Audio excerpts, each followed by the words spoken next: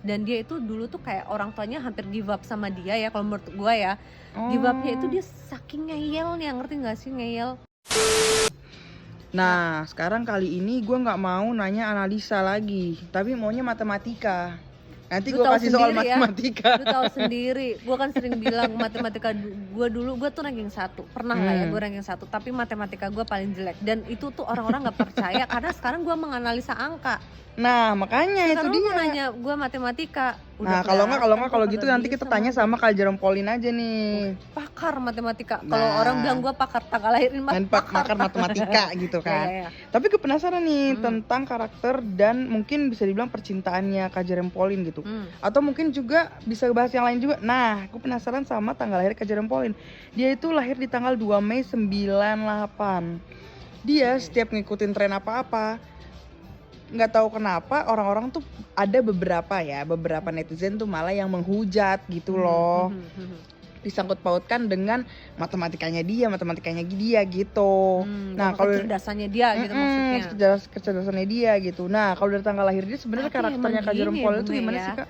Emang dia tuh punya kode cerdas asli. Di Dari tanggal lahirnya dia lahirnya ya? kode cerdas, dan dia itu dulu tuh kayak orang tuanya hampir give up sama dia ya, kalau menurut gue ya. Give up-nya itu dia saking ngeyelnya, ngerti gak sih ngeyel?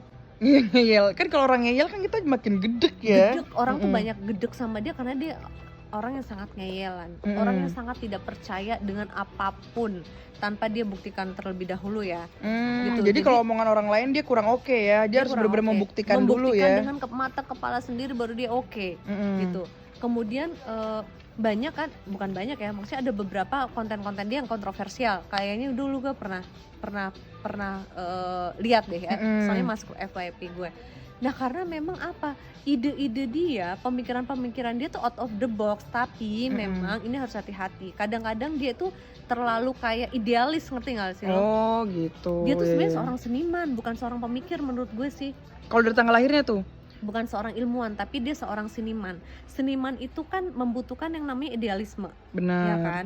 Jadi ketika dia merasa bahwa A itu benar, ya udah dia lakuin A. Ini yang harus hati-hati karena kan dia juga hidup kagak sendiri kali. Banyak juga orang-orang di dunia butuh ini orang yang lain akhirnya juga menotis ya. dia juga. Gitu sih. Kalau menurut gue sih, kalau gue analisa dari tanggal lahirnya nih, anak emang cerdas banget. Tetapi kalau untuk percintaannya ya, kenapa dia tuh tuh? picky banget. Oh, apakah harus yang sama-sama pintar juga? Enggak sih. Kalau dia tuh melihat pertama adalah dari look, physically. Oh ya, look dan bodinya ya, physically banget ya. Walaupun mungkin orang merasa bahwa lu kok bisa sih sama dia, tapi kalau menurut dia ada itu dia banget. Ingat tadi dia seorang idealis ya. Kalau menurut dia udah oke mah, orang mau ngomong apa kagak bakalan dia denger. Tapi yang dia lihat pertama kali adalah penampilan.